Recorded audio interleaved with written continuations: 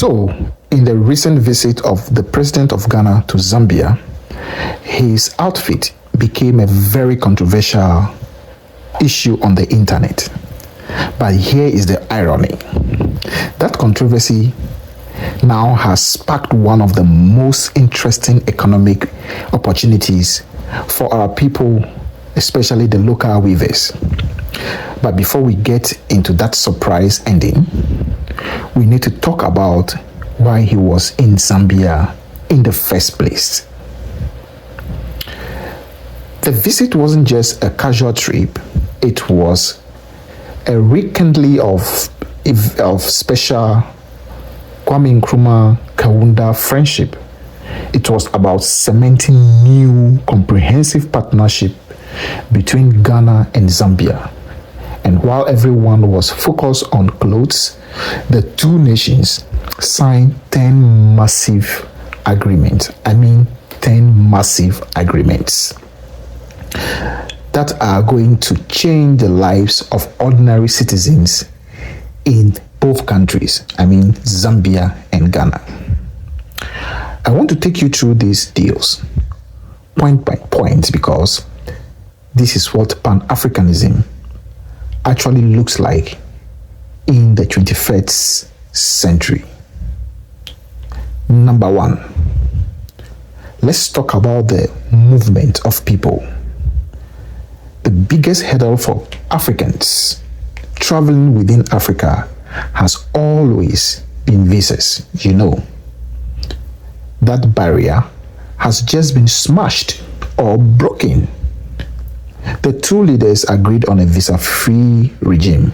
This means that nationals from these two countries, Ghana and Zambia, can now travel freely to each other's countries and stay for up to 30 days. No embassy stress, no waiting periods.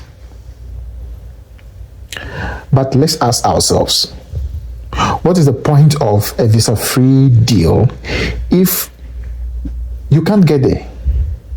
That is why they also signed a bilateral air service agreement. We are looking at the establishment of direct flights between Accra and Lusaka.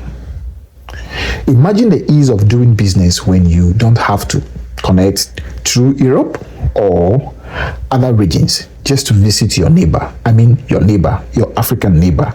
Just imagine, because we are not connected and you need to go to Zambia or another African country, you need to go somewhere in Europe and get connected back to Africa. Or even if you get a direct flight from your African neighbor, it is more expensive to go directly between two African nations than to connect in Europe and then come back to Africa.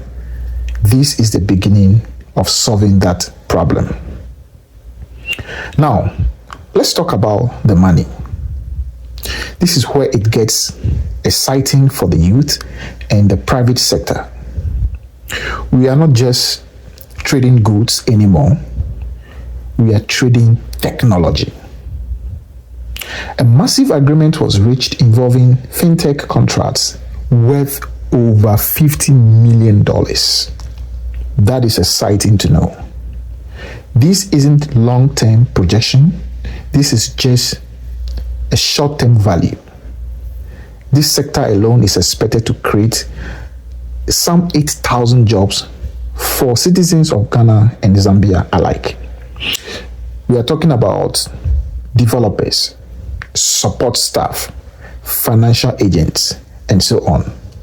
It is a direct injection of opportunities into these economies. And it's a great news. And we ought to be happy about that and look out for the realization of these targets or these dreams. Then there is the issue of our natural wealth. Both Zambia and Ghana are mining giants.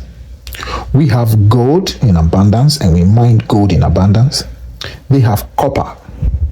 For too long, they have let outsiders dictate how we manage these resources. And that this new partnership Ghana is stepping up as a big brother, in quotes, in mining regulations. We are offering technical assistance to help Zambia establish their own mineral commission and gold board like we have in Ghana. Remember, the gold board, which was recently established, is able to help the country stabilize its currency and shore up the foreign reserves and so on. So this is something we really have to help our brothers do. Model after ours, we are exporting our regulatory expertise. That is also a nice thing to know, that at least as a country we are doing something nice and other people are also interested in learning from us. That's good. But look, this is a two-way street. We are learning from them as well. Zambia is going to offer Ghana technical assistance in solar energy regulation as we battle energy crisis and look for green alternatives. Zambia's expertise is going to be very crucial in this case. Additionally, they are helping us with significant improved seedling production. This is about food security, where we use science to make sure our farmers get better yields and better revenue. Okay? The cooperation goes even deeper. We have signed a defense cooperation agreement to create new frontiers for armed forces, sharing intelligence and training to keep our regions safe. Remember, for any nation or any country to develop, safety or security is number one. If you don't have the right safety measures, or there is no conducive environment for people to strive easily, freely, to do their business, to go about their social life, you cannot develop. So this is also a very good cooperation, and we look forward to this. On the trade front, we are establishing new trade corridors. The goal is ambitious. Ghana will serve as the hub for Zambia to reach the West African market. Okay? And then Zambia will be our entry point into the Southern African market. So in this case, if Zambia is able to get to Ghana with their goods and all that, it gives them access, direct and easy access to the whole of the West African sub-region. The same way, if we are able to do this and we are able to send our goods and whatever to Zambia, we also have access, a very good, easy access point to the Southern African community. So that's a good one for trade.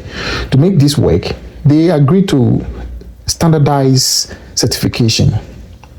This is huge also because it simply means that a product certified in Ghana is accepted in Zambia and vice versa.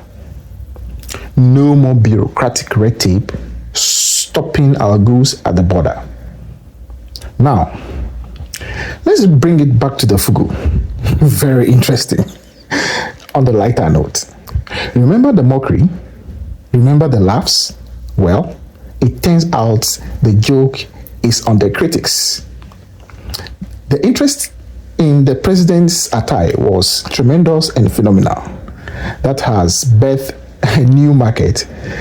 The president of Zambia publicly expressed his desire to place orders for the fugu. And because of this interest, one of the agreed points is that Ghana will host a fugu kente trade exhibition in Zambia in the next month. Think about that for a second. What started as a viral moment of ridicule has been turned into an export strategy. That is great. We're now going to be selling our culture, our heritage, and our textiles to a whole new market in Southern Africa. From the historic days of Nkrumah and Kaunda to this modern era of fintech, trade,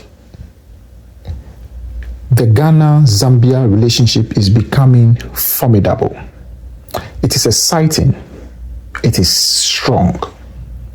So the next time you see leaders stepping out in our traditional armor, remember, it is not just clothes, it is business, it is identity, and it is the future of Africa. Thank you for watching. If this video brings value to you, please like it, subscribe, and let me know your thoughts in the comment section so we can have the conversation going. This is for Africa. Thank you.